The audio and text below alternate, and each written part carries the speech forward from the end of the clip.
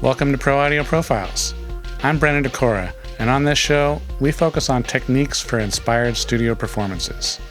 Each week, I host experts from across the industry. Let's get started.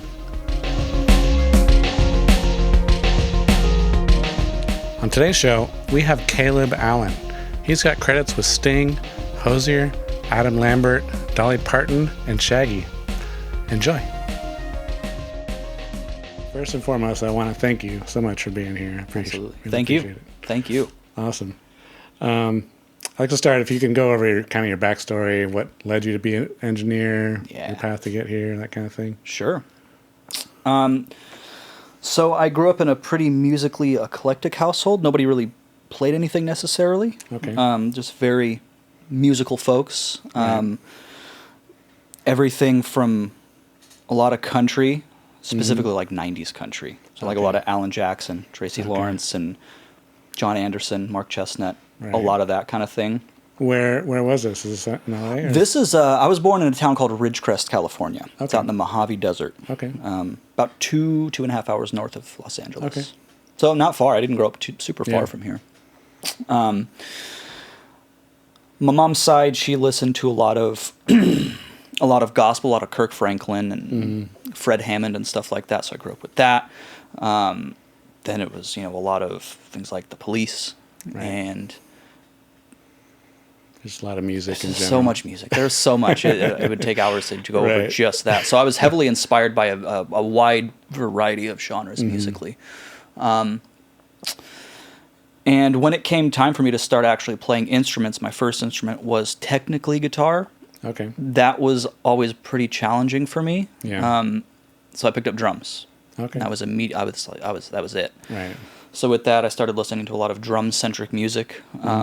Arguably, like Bruce Springsteen. Max is a huge part of that band. And growing up as a kid, listening to the sound of the drums, I always wondered like, who's making the drum sound like that? Right. Because I'm trying to play them, and I can't get them to sound like that. Yeah. So that really planted the seed for trying to figure out, like, okay, what people are responsible for that kind of thing. Because I know it's not Bruce Springsteen and Max Weinberg recording the music. They're playing it. They're all that stuff. But so I ventured out into an interesting era of recording. It was when sort of home recording was becoming more prevalent. Right. Mid 2005, 2006 was when I got Acoustica Mixcraft on my PC. Right. And I have no idea what version that would have been in 05, 06. But man, it was, I fell in love with recording. Mm-hmm. If you would like to call it that, just plugging in a 3.5, an eighth inch into the back of the computer and calling it a day. Jeez.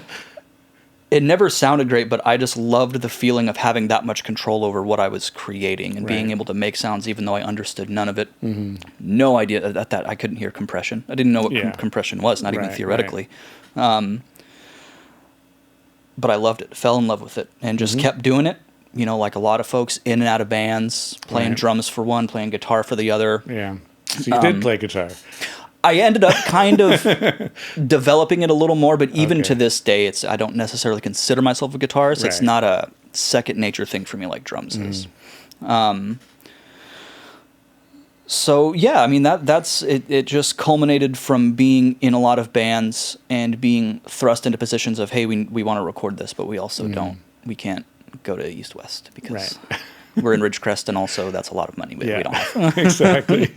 But it was an interesting time. I had access to the basics, the DAW and a PreSonus mic pre that has a tube in it. Yeah, exactly. So did you go to school eventually? Or? Eventually, I did. I went to Musicians Institute in early 2010s. Mm-hmm. Did that for a year, audio engineering program. Right. With a minor in music business that I didn't at all take advantage of. Just mainly I learned how to coil cables and things like that. Right. And I really didn't apply any of that knowledge after I was finished with school. I just kind of went back and forth between Los Angeles and my hometown. Yeah. doing everything but recording. It was a strange time in my life there for several years, but it wasn't until about a half a decade ago that I got back into it and sort of, carpet bombed resumes all throughout every studio that's just ever existed in Southern California. Of course. And that's what you do. Yeah. And I got the call from Mike Aguado at this place. At the time, he was the manager for Nightbird Studios. And, before that point, I had mopped floors at 17th Street Recording. It's a little beach studio over in Orange County, I believe, run by Louis Richards. I think this is his name. Awesome guy. And then worked very briefly, kind of doing the same thing at Dubway West. Okay. And that was run by a gentleman, and I think still is, by Chris Montgomery. It's a guy from Scotland. Where is that place again? Downtown LA, off of... I couldn't tell you where exactly it is. Yeah, I've heard of that place before, yeah. It's one of those ones that's just tucked in there. Right. You would never know it's a studio unless you walk through the gate. Studios, yeah. Worked there. And then, eventually got the call from Nightbird, and I gave him the whole, I will mop floors for you for $0. And Mike was like, I appreciate it, but we actually need an assistant engineer. Really? Right now. Wow. And I was like, okay. Awesome. So I had to learn really quickly a lot of things, even though this is, a smaller format, right? Kind of in the box studio. There's still outboard gear and stuff like that. You still have to learn really quickly some really basic principles to make things not a mess for the client. So it was a very interesting, very fast trajectory. I would like to think I kind of paid my dues mopping floors at other places. Yeah. But it really was, I was very fortunate to just get in there at exactly the right time. Yeah. Yeah. Awesome. Yeah. Nice. And lately, are you doing more engineering, mixing, production stuff? Lately it's been exclusively engineering, which is really where my heart is at, tracking, being in the room with the artists and producers, being in the element and being of service to that kind of thing. Mixing is cool. I do that every now and then. But there's something that I like about the collaborative aspect of recording. And even for myself, I'm mostly mixing now, but there's quite a few times where I miss it. I miss going to the studio and being in the room with people and having that experience. Absolutely. So I totally get it. Yep. So I like to talk a lot on the podcast about how to kind of inspire the artist in the studio. Yes. And so when you're first starting a session with an artist that you haven't worked with before, how do you sort of get an idea of what the vision is for the project? What helps me a lot is and I can't quite quantify it, but being a kind of an okay people reader and matching their energy really sets the tone for them being a little more open and communicative to what they're thinking. Even if they don't have the vernacular down, they can use certain adjectives that really tell me what it is they're looking for. Right. So in my experience, first and foremost, is just being a welcoming person, not even really coming off as like, oh, that guy's the engineer, but just kind of being there in the room, ready to be, like they say, of service. That tends to make people's shoulders relax and kind of just become talkative. And that's when I get all the information I need right there. Right, right. Well, I mean, a lot of engineering is psychology. Absolutely. So it's making sure they're comfortable, making sure, even asking if they wanted a drink, any little thing. Yeah. Just to, be more familiar and comfortable with the person. Absolutely. Yeah. What are some of the biggest challenges you faced when in the studio with people? On an interpersonal level or technical level? You choose. Oh. Technical level is always when gear just stops working. Of course. When it just at exactly the wrong time. Yeah. Most inopportune moment. Yeah. That's always a challenge, which really sheds a lot on the importance of assistant engineers and my hat's always off to them for being able to come in and just take care of it, swap out, whether it's a 500 module of anything or, just all the workarounds. That ends up being very much a team effort, and quickly. Interpersonally, I've had a few people, in large part, I will say, one of the biggest surprises to me after a while of working with the bigger name clients is how decent a lot of people are that a lot of time get a bad rap for being this or that, or you got to be careful for them. And then you meet them and you're with them in their element. They're technically at work and they're just chilling. Like Super they're just chill, being decent people. There are exceptions. I've had a couple that are just rough, just rough to be around.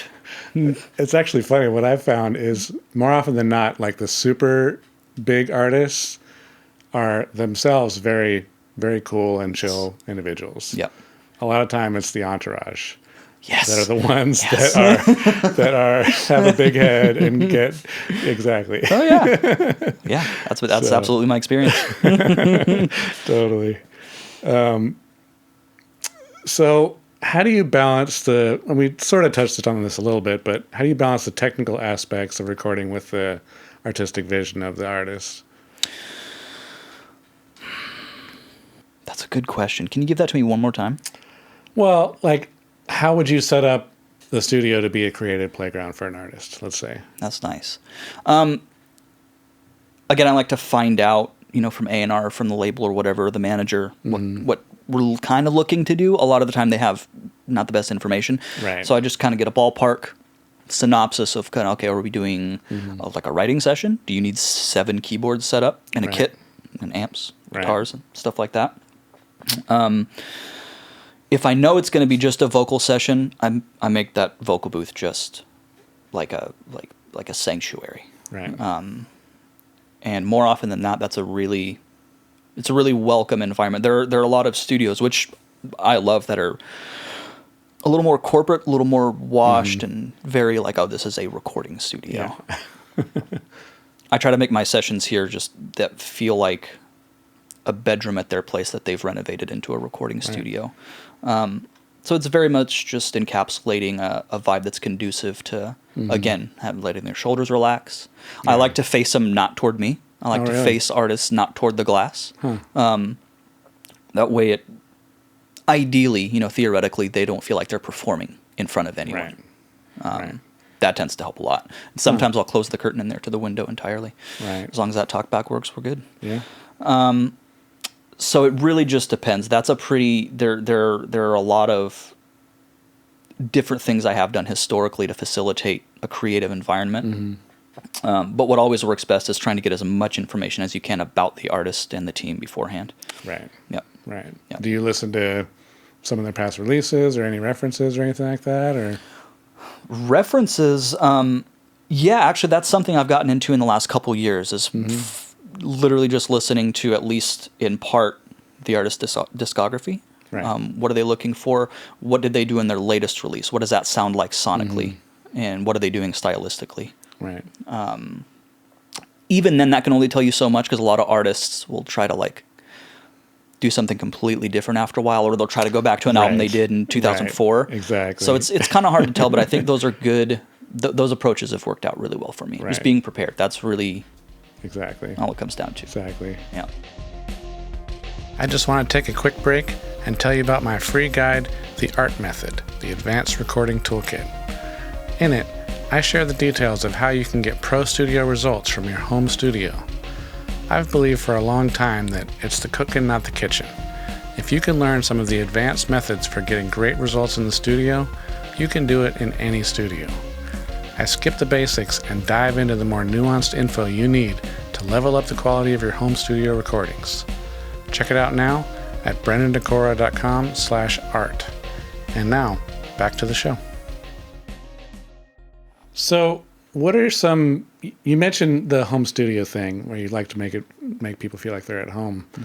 What are some unique challenges when recording in home studios, and how can they be overcome? Some challenges in home recording. And I'm sure you've helped artists to, do stuff at their home studios as well on occasion. Actually, no. I No? haven't. Not at home studios, no. Okay. I've always been, so far anyway, just been in a recording studio. Actually, no, that's not true. The owner of this studio, Jed Lieber. Okay. He has a phenomenal studio at his place. Nice. It's up the hill, called Sky Castle. Okay. Sort of an offshoot of Nightbird that he keeps pretty... Right. He's actually renovating it right now, but back in the day, I had done some work up there, setting up a kind of a makeshift studio. Right. In the meantime, as he was sort of building. Mm-hmm. That, trying to fit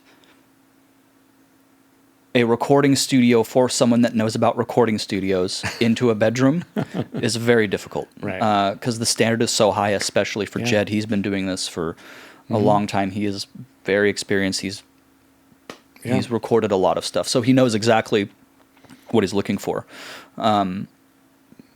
But just being patient and willing to sort of listen and learn and really hear them out is pretty key. There have been a couple times where being under the impression that I know more than the client has been not great. Right. No horror stories, thankfully, yet, but I have there have been a couple times where I fell into that rut. Like, I'm the one with the technical information, but really at the end of the day, Right. they're hiring me to be of service to them. It doesn't really matter what I know necessarily. And there are a lot of artists and producers and stuff that are very technically adept. Yes. Oh yeah, absolutely. And so it's like, there's one client that I work with at his home studio that's just as nice as this place. Yeah, it's incredible. It's insane what you can do. Yeah. So the term home studio is used lightly, obviously. Yeah, big time. It's like you can do anything. Big time. It's crazy. Yeah. So how do you, when it comes to like the evolution of sound in a sense, how do you stay adaptable in your engineering approach and meeting the evolving sound and style preferences? What has helped me tremendously is being able to be in the rooms with some of the younger, more up and coming producers and engineers that are building the records that are right. Essentially the tastemakers right now. Right. Watching their workflow and listening sonically to what they're doing.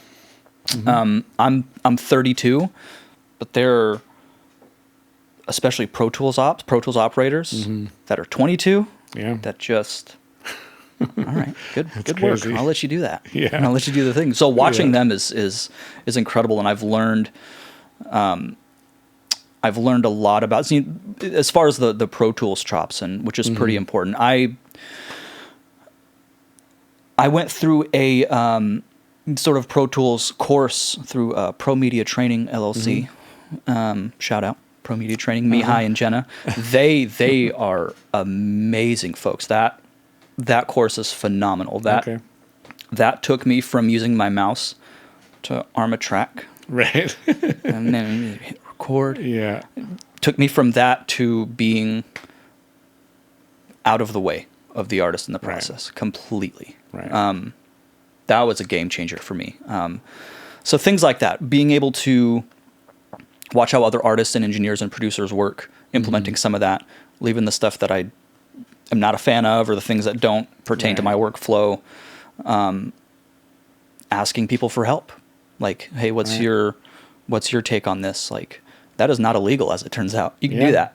And another surprising thing is there are so many extraordinarily talented people that love teaching people. Absolutely. They just will give you information. Absolutely. No, that's the beauty of working in studios like this is you just talk to people, and as long as you're not like disrupting the session, obviously, the appropriate time. Exactly. 9 times out of 10, it's like, great. Yeah. Awesome. This is kind of an odd question, but I like to ask it every once in a while, is where do you see the future of studio recording going and how it will affect musicians in their approach to creating music? Well, some days I'm concerned about it, and other days I'm a little more optimistic. Yeah. The coming of the AI age, I think, will end up being a pretty fantastic tool for the creative and the technical minded. I think at the end of the day, people want a human experience, and people want connection, and people like having that experience, very human experiences. So I don't think the future of music, at least on the technical side, which is really mostly what I can speak to, I don't think that the work we do is in jeopardy to the extent that a lot of people think it is. Right. It's a pretty uneducated estimation, but that's I want to believe that. Right. I don't know. I tend to be pretty optimistic with a lot of things. So I'm just going to stick with that one. Well, there is a lot of, there's so much of what we do that is creative. Yes. And AI can't really compete with that. Yeah. There's some elements that are just purely technical and logistical that we can use to our advantage to speed things up or whatever. But, so much of the job is creative, and even that is true. Working with people, so, like we talked about, being a psychologist. Yeah. It's like you can't replace that, So yeah, it's interesting. Can you share a memorable moment where your engineering significantly enhanced or transformed a performance? That's interesting. I in my experience, there have been a few experiences like that, and really the common denominator between all of them are good headphone mixes for the artists. Yeah. If what they're hearing is real good, the performance just gets better and they lock in. Right. It's like, oh, okay, this is super important. One of my biggest inspirations is Steve Genowick, and he assisted the great Al Schmitt for I think 20 years. I was thinking of Bill Smith. Bill Smith was 11 years. And he talks, pretty extensively in a lot of his interviews and his part in on the record by Al Schmitt about the importance of headphone mixes, and that was a huge part of his job back in the day. Absolutely. That was a large part of the job of the assistant engineer. Right. Headphone mixes, and I can say that has been my experience as well. It's an indispensable aspect to capturing a performance. What they need to hear is what they need to hear. Right. Yeah. For sure. Yeah. For sure.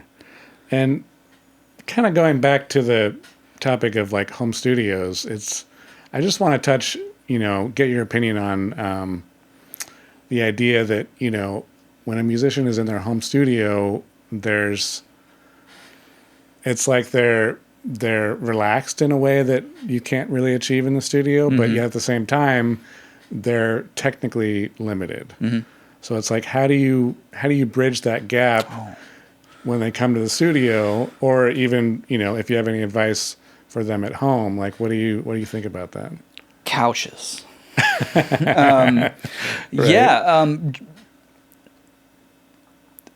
Making the amenities to the studio very accessible. Right. No vending machines, nothing like that. Just make it all accessible to where it's just like they're in their home and they can grab it at their own will. Same thing. I think that can be said for instruments as well.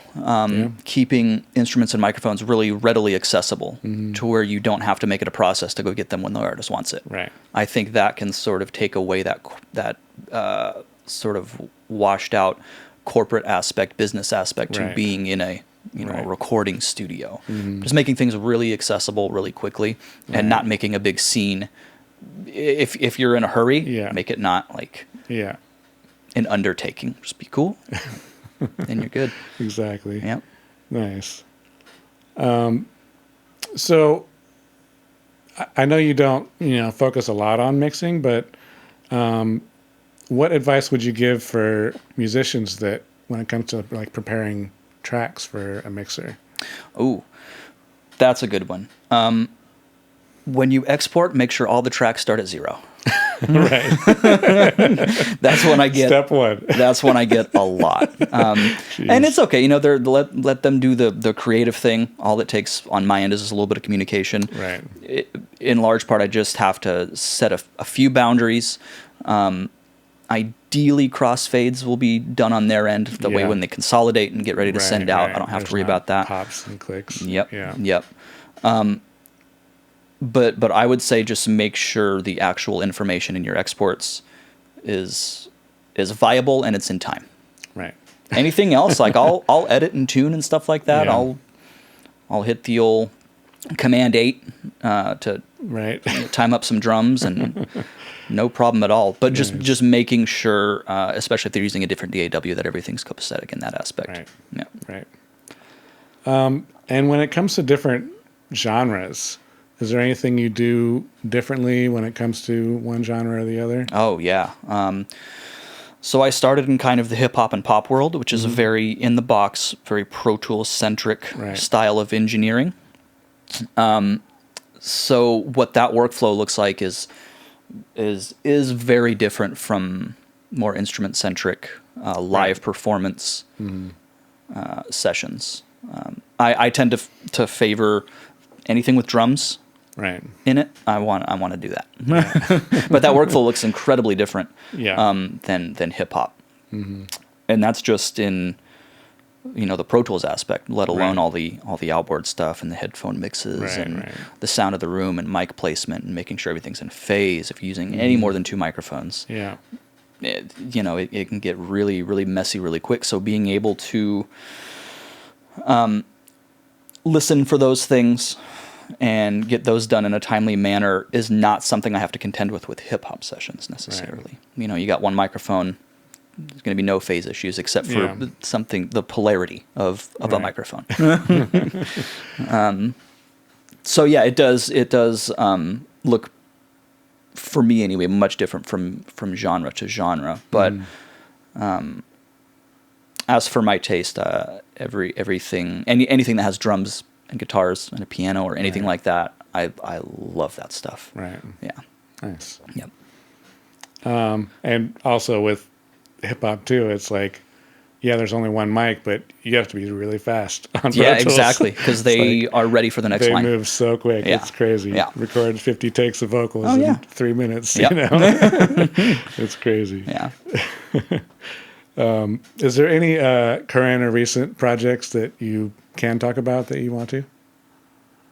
Yeah. Just last night, I was in Studio C with Adam Lambert. Nice. And that was pretty fantastic. Okay. Incredibly nice human being. Incredible singer. Nice. So I would say that's the most recent, and just a very, like, oh, this is cool. Yeah, this is like why I got into this. Right. Just phenomenal personalities, and being able to be in my element and be appreciated for it at the end of it. Right. It's a great feeling when that preparedness culminates with talent. Yeah. It's like, oh, this is pretty cool. Makes it easy. Yeah, absolutely. Nice. I like to wrap up with the same kind of set of questions. The first one is, who's been your most influential teacher? My most influential teacher, teacher's a weird one because I never knew him, but I obsessively research anything from Al Schmidt. I've read on the record too many times. Yeah. There are a lot of really good engineers out there that have incredible things to learn from. Mixing with the Mind is another great book that I recommend to a lot of people. And as it turns out, it has very little to do with actual mixing. It has to do with getting sounds straight to tape and doing it the right way and good mic placement, stuff like that. I think my favorite person that actually ended up teaching me the most in a very short amount of time was Bill Smith. Okay. He recommended the Recording Studio Handbook by John M. Warham. Okay. And he's like, young man, if you want to get to know how to do this kind of stuff, you get this book. And I got it for like $11 used. Yeah. And it was published, I think, in 1976. Dang. And that was a game changer. Nice. And just the things that I kind of picked up from him by osmosis, by just listening to him talk about his experiences and the technical information that he has. Yeah. Really demystified a lot of the things that eluded me for so long. Right. I would say Bill Smith is Yeah. That guy's great. Yeah. He's one day soon, he's going to be on the podcast as well. I've already that's spoken beautiful. to him. That's beautiful. So I worked with him a long time ago. I know. I'll be looking out for that one. Yeah. Awesome. Next question is, what is your favorite reference track? If you have to go to a new studio, kind of learn the room, what do you put on? My favorite reference track. There are two. There is one, if I'm doing something that's kind of really mid-rangey and instrument-centric, I love Control by Mute Math. It's off their self-titled back in 2006. Awesome. Such an incredible album. But that song specifically, nice. There's just there are a lot of cool things in there sonically that are like, I want to expound on that. I want to try something like that. For more less aggressive mid-rangey things,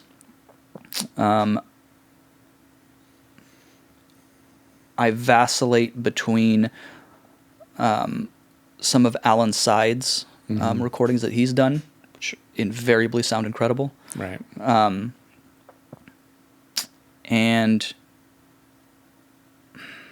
man, there's a lot of good ones. I listened to a couple different country songs actually from the early 2000s, like Brad Paisley and stuff like that, that were engineered so well. Right. It's like I want to kind of, well, what does this sound like in this room? Yeah. I know what it sounds like on my speakers, and if I can compensate and make the right decisions based on what this room sounds like in these monitors, then I'll be all right. Yeah. So there are a few different ones. Right. Yeah. Cool. Last question is, what would be one tidbit you have for an upcoming engineer? Be teachable. Be teachable and just learn how to listen. I was one of these people that you get into a studio as an intern or a runner or whatever, and you want everyone to know how much you know. Right. Please don't do that. Not a good look. No, it's not. If you can sort of avoid that pitfall, which, I mean, I'm not judging anyone in particular for that. It's human nature to do that kind of thing, I think. But if you can avoid saying too much, right, and just kind of be an observer, you'll learn a lot faster, and people will enjoy your company, and you'll get brought into sessions, and you'll get all those nuggets of wisdom that you learn by osmosis or by actual verbal interaction with another really, really competent engineer, producer, whatever your thing is. Just trying to be as teachable and humble as possible. As cliche as that is, that's paid dividends. Yeah, absolutely. Even though I've had my moments of not being the most humble person. Yeah. But that's the thing. That's why it's cliche, because it's true. Absolutely. Absolutely. Yeah. Awesome. Well, cool, man. Thank you so much. I really appreciate you being on the show. Thank you. This was great. Awesome. Thanks for joining me today on Pro Audio Profiles. Hit subscribe to stay updated. Catch you next week.